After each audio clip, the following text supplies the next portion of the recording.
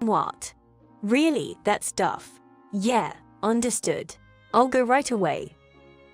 Could it be a mishearing due to the pain? Now.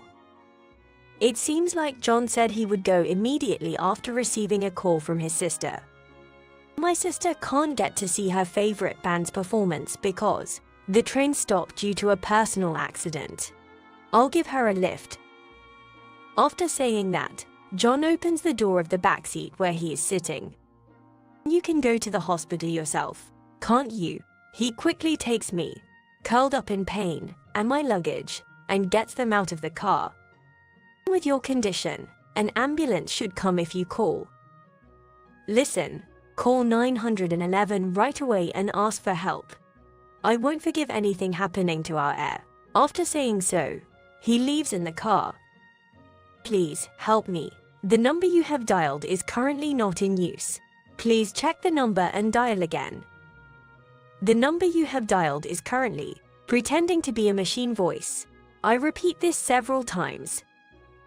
Then hang up the smartphone and block John's number. My name is Eleanor Stewart, 27 years old. I'm a primary school teacher, but currently on maternity leave. I'm 9 months pregnant, and my due date is approaching soon. Despite my anxiety about my first childbirth, I'm looking forward to meeting my child, counting the days. My husband, John, is 30 years old, 3 years older than me. We met in a university club, then became friends, and started dating after John graduated. Then, 2 years ago, we got married and now we're expecting our first child. Both sets of parents were very happy when we told them, and they told us to take care of myself. However, there was one person who responded unenthusiastically. More importantly, I wanted a day off for a concert next week. But my manager said no, so I quit in anger. Let them suffer from staff shortage, serves them right. It was John's sister. When we announced the pregnancy, she treated my pregnancy as such a thing and just kept mumbling complaints about her part-time job. John's mother quickly scolded her, but she even said in such an outrageous way, "Well, it's none of my business. Besides, it's not yet certain that the baby will be born safely." I was angry, but I knew she was always like this, so I didn't want to get upset again. John's sister is his older sister by 7 years, a bit older. She was spoiled by John's grandparents. Her paternal grandparents until she was old enough to understand things. So she still can't shake off her princess attitude. It was the same when we got married. Normally, white is reserved for the bride, and guests avoid wearing it out of consideration. However, John's sister insisted on wearing white and finally attended in a white dress. It was a pure white mini dress with lots of feather decorations like a cute celebrity would wear. It seems she mistook our wedding for her own one-woman show. See, I look better in white. Sorry, now it's hard to tell who's the main character. When my relatives and friends looked at her in shock, she seemed to misinterpret their stares as admiration and came to say this proudly. I was so dumbfounded that I couldn't say anything back. It's natural for John's sister who insists on such an outfit. But John's parents and John himself, who didn't stop her, are also to blame. My parents and I felt extremely embarrassed. Before we got married, I thought John was kind and a very good person. But at that time, I first thought something was wrong. But at that time, I still believed in John and loved him, so I turned a blind eye. It's only John's sister who's strange. John's parents are just too dismayed by their daughter to say anything, and John too. I tried to convince myself of that. A little while after starting our new life, I had an outdoor learning activity with the second graders I teach. The destination was a planetarium in the city. Taking small children out of school requires a lot of attention. We must avoid getting lost or involved in accidents and return to school safely. As they say, the trip isn't over until you're back home. We have to be vigilant until we return. As soon as I arrived at the planetarium, my smartphone, set on vibrate mode, started buzzing inside my bag. It was an unknown number calling. I usually don't answer calls from unknown numbers, so I ignored it this time too, but the calls kept coming persistently. Thinking it would disturb the planetarium show, I turned off my phone. After the show ended, it was time for the children to tour the internal exhibits. The Science Museum staff would guide them, so as a supervising teacher, I could take a short break. I sat down on a sofa in the rest area with other teachers, drinking a cup of coffee bought from a vending machine. When I turned on my smartphone, I couldn't believe the number of missed calls. The unknown number had changed to John's partway through. Could something have happened to one of the in-laws? I excused myself from my colleague and hurried to a quieter place to make a call. "You're late. What were you doing?" He scolded me right away. I had told him that today was a school outing. I explained that I turned off my phone so it wouldn't disturb the show. "You could have just put it on vibrate. Why turn it off?" "Well, whatever. That's the Sitter Forest Park, right? The Science Museum, with the planetarium, is located in a municipal forest park. It's a bit far from the city center and can only be reached by bus or car." At the outdoor theater, my sister's second favorite band member is having a surprise performance. They're selling limited edition photos with today's date. "Buy one for me." I thought it was a joke at first. I was here for work. I couldn't leave my post for such an errand. The forest park is large, and it would take at least 20 minutes to walk back and forth between the Science Museum and the outdoor theater. And today it's raining. Am I supposed to go buy photos for his sister in this weather? I firmly refused and reiterated to John that I was at work. Disappointing. I didn't think Eleanor was so cold-hearted. "That's not you, right? Eleanor is supposed to be kind-hearted. Please, go and buy it." John tried to guilt trip and flatter me into going, but I was at work and couldn't agree, no matter what he said. "Fine, forget it. I'm disappointed in you," John said loudly and hung up. I felt a chill in my heart. I never expected John to make such an unreasonable request. It was unpleasant and sad. Still, I managed to control my emotions and finish the school outing. When I got home, John wasn't there. There was a message on my phone saying he was waiting at his parents' house. With a heavy heart, I walked the 15 minutes to my in-laws' house. There, I found John's parents, John and his sister. "Say sorry about it to my sister." That was the first thing he said. His sister had learned about the surprise performance during her shift and rushed to the outdoor theater.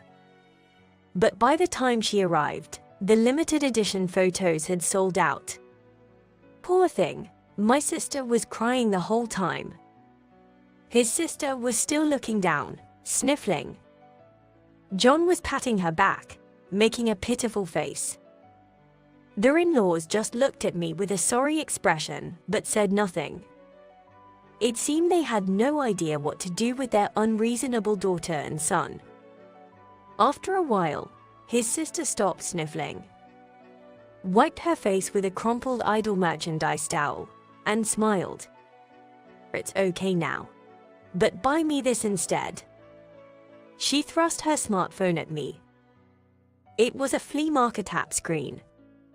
"My sister says if you buy that for her, she'll forgive today's incident." Lucky, right? John pointed with a smile at a photo of what seemed to be today's limited edition photo. $300. The photo, which reportedly sold for $5, was now priced at that. That's cheap, right? Just for that, you can get my sister's forgiveness. Just that. $300 just for that. For a single piece of paper. John's sister was looking at me with a face full of expectation. Extending her smartphone in her right hand and cutely pressing her left hand to her mouth, as if to maximize her cute self-act. John was gazing at her profile with an affectionate look. His parents, just like before, were giving me an apologetic look. But it seemed they had no intention of doing anything more. I had no desire to be part of such a farce. However, I realized that if I didn't make my stance clear here, I would be manipulated like this forever. So, I decided to comply with John's sister's request this time. All right, I'll buy it. John's sister's face brightened up instantly, clapping her hands like a child. But this isn't to say I'm taking in. This is the first and last time. I have no intention of lifting a finger for my sister-in-law after this. This is a declaration of the intent. In front of a surprised John and his sister, and his parents who looked at each other with troubled faces, I purchased the $300 photo.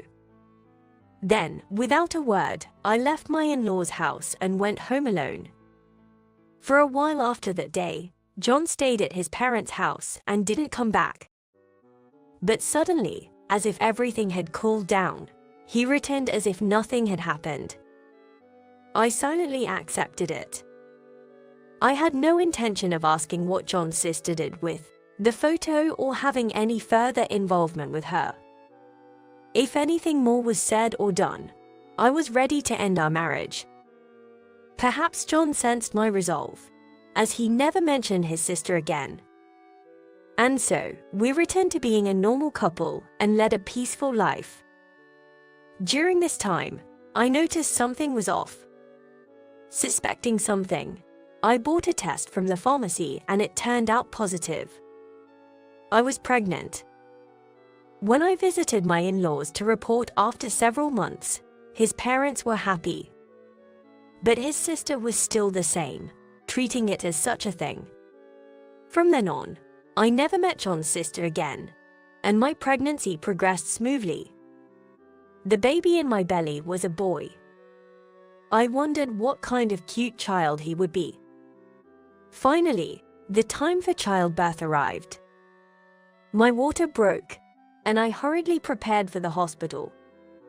The labor pains began soon after. Are you okay? I'll take you to the hospital right away. John gently put me in the car and drove towards the hospital. Despite my anxiety about giving birth, it was okay John was with me. I calmed my heart, gently stroking my belly, saying, "It's okay, we'll meet soon." Suddenly, a familiar ringtone echoed inside the car. It was John's phone. That ringtone meant it was a call from his sister. "Hello." John pulled the car over to the side and answered the phone. Why is he answering now? Shouldn't he be rushing me to the hospital? I fought this as I endured another wave of pain. What? Really, that stuff? Yeah, understood. I'll go right away. Could it be a mishearing due to the pain? Now. It seems like John said he would go immediately after receiving a call from his sister. My sister can't get to see her favorite band's performance because the train stopped due to a personal accident. I'll give her a lift. After saying that, John opens the door of the backseat where he is sitting. You can go to the hospital yourself, can't you? He quickly took me, curled up in pain, and my luggage out of the car. With your condition, an ambulance should come if you call. Listen, call 911 right away and ask for help. I won't forgive anything happening to our heir." After saying so, he leaves in the car. I was left on the street with my luggage. Is this really happening? How could he do this to his wife, who is about to give birth? I didn't even feel anger anymore. I just burst into laughter. It was a good thing that there were no passers-by around because I laughed so loudly. My mind was surprisingly calm, but my body just wouldn't stop laughing. "Hello, I need an ambulance, please." "Yes, the location is." I looked at a nearby building and informed them of my approximate location. I got into the ambulance that arrived and headed to the hospital alone to give birth. The hospital immediately took me in, and I quickly began the preparations for childbirth. I called my parents and explained everything that happened that day in a calm manner. They were speechless and said they would come right away. When I was left behind, I felt like I could handle anything alone. But knowing that someone would come for me was still a relief. The waves of pain came and went. The nurses and midwives checked on me, saying everything was progressing smoothly. About an hour after I arrived at the hospital, my phone rang. The pain had just subsided.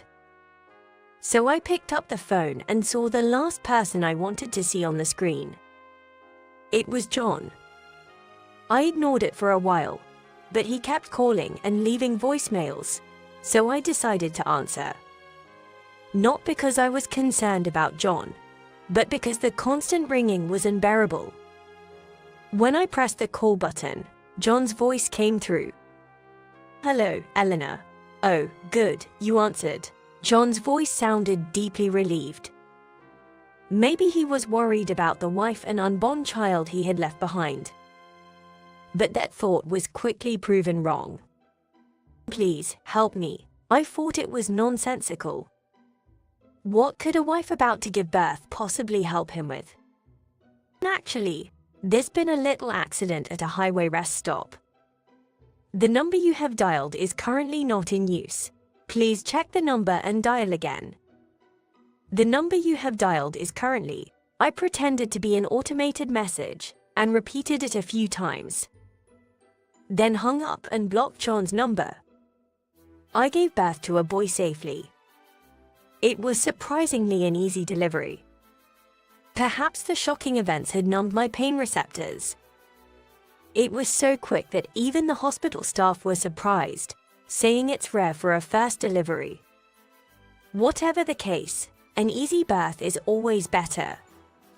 I felt happy looking at my son sleeping beside me. He was born so quickly that my parents, who rushed from afar, didn't make it in time for the birth. They seemed apologetic, but their relief at our safety was greater, and they smiled kindly. Their smiles made me happy too. I didn't inform John's parents. If John wanted to tell them, he could do it himself. Anyway, I had no intention of letting them meet my son. This child is mine alone, not related to John's family. I had already informed the hospital that I didn't want to meet anyone from John's family during my stay. Only my parents were allowed to visit. Maybe because of my request, I never met anyone from John's family during my hospital stay. After 5 days, I left the hospital and went straight to my parents' house. Once at my parents' house, I immediately contacted a lawyer to begin divorce proceedings. Leaving a pregnant woman in labor on the roadside is enough reason for divorce. The lawyer was appalled upon hearing my story, saying it could be considered an assault since he practically pushed her out of the car, or injury due to malicious abandonment. Abandoning a pregnant woman close to giving birth, who couldn't protect herself on the roadside is an act of a monster, the lawyer said. I thought so too. By the way, John had called me for help that day. But since I had shut down all communications related to John's family, I had no idea what happened. I asked the lawyer to find out what happened and let me know as well. And the story I heard from the lawyer was beyond redemption. After abandoning me to pick up his sister, John apparently took a break at a rest area along the highway. The concert venue was about an hour and a half away by train and bus. John's sister had left home with plenty of time to spare, planning to buy merchandise and take photos, and decided to have a meal on the way. Of course, it was on John's dime. They ate the specialty dish of the service area and were about to head to the venue again when John's sister swung the car door open too hard, hitting the car next to them. It was what you'd call a door ding. It seems she hit it pretty hard, causing significant damage to the other car's door. Normally, you would report it to the car's owner and contact the police or insurance. But shockingly, the siblings decided to flee. No one's looking right now, it's fine. We'll be late for the concert if we don't hurry, as John was about to drive off, the car's owner returned, accompanied by 4 rather intimidating men. Surrounded and unable to drive away, John was dragged out of the car and reprimanded for trying to escape. Meanwhile, his sister was pleading with these tough-looking guys to let her go because she would be late for the concert. Being pampered within the family, John's sister was used to getting her way. But there was no way these strangers, especially the victims of her actions, would entertain her requests. She tried desperately to appear cute and kept pleading, but frankly, only her family would find her cute. The tough guys were not going to be swayed. Realizing her pleas were falling on deaf ears and worried about missing the concert, or more precisely the merchandise sale before it, John's sister began to cry loudly. A scene ensued with the tough guys scolding John for attempting to flee and his sister, dressed in flashy concert attire, wailing over. Employees and customers of the service area gathered around, creating a major commotion. John, at his wit's end, called me for help. What was he thinking? Did he forget that I was on my way to the hospital to give birth? Or did he think I would pause my labor to come to his rescue? Maybe he wanted me to drive his sister to the concert. Regardless of his reasons, there was no way I could have gone to help. Even if I were in a normal state, I wouldn't rush to such a scene. They should handle their own mess. It turned out that John hadn't been paying for car insurance, despite taking money from our joint account for it. Apparently, he had been using that money for his sister's allowance. At 37, she was still working part-time jobs solely to follow her favorite celeb. She could get a stable job if she wanted to, but didn't want to commit to something that would interfere with attending concerts. Her erratic employment history meant she was frequently fired or quit on a whim, and was now virtually unemployable. She used the little income she had and the money she got from their parents on whatever she wanted. And of course, John was also supporting her financially. John had given the insurance money to his sister as an allowance, pretending not to know anything. The car they damaged was a luxury foreign model, and the repair costs would be entirely out of pocket. I firmly rejected John's naive suggestion of working together to pay off the debt.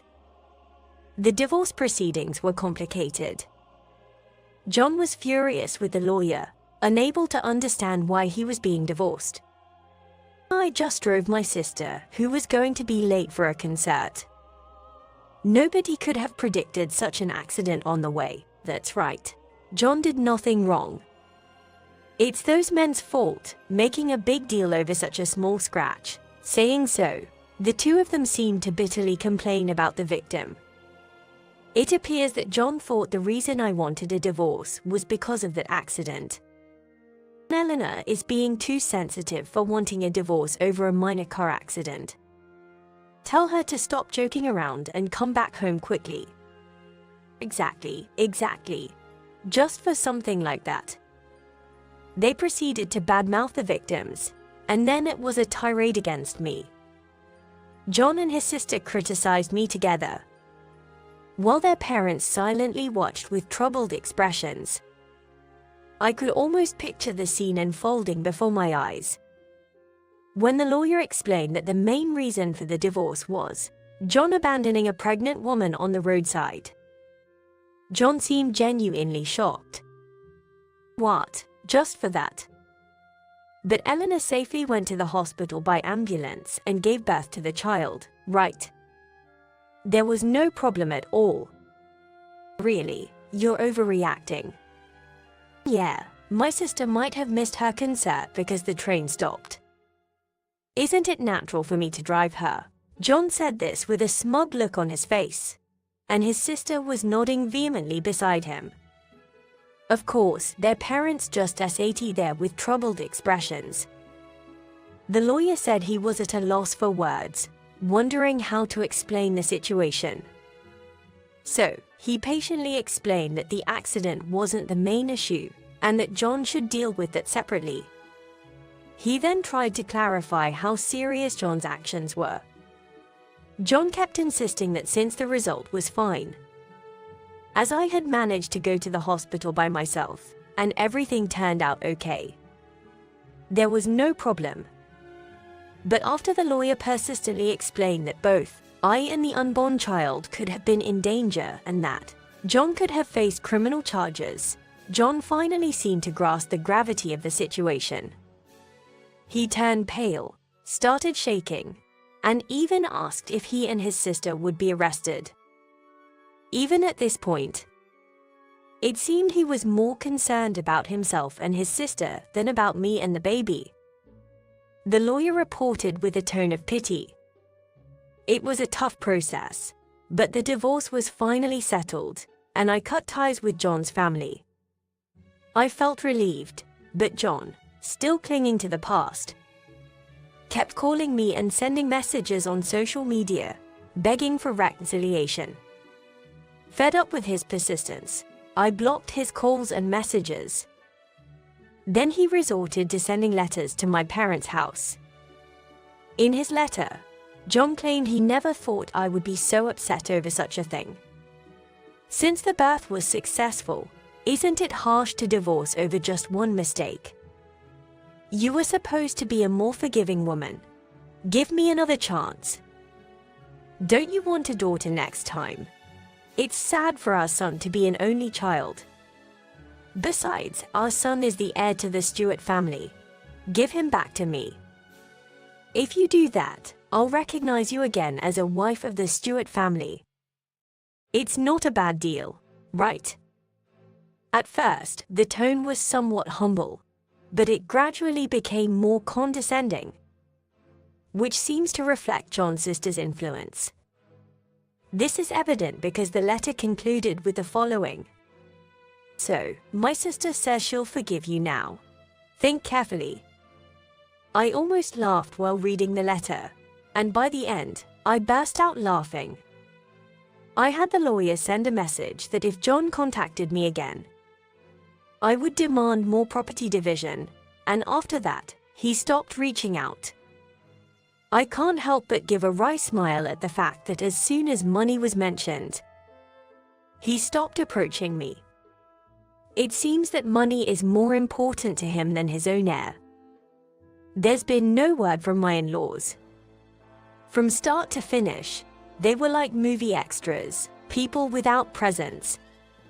They showed no desire to see their grandson, so I felt no need to say anything to them.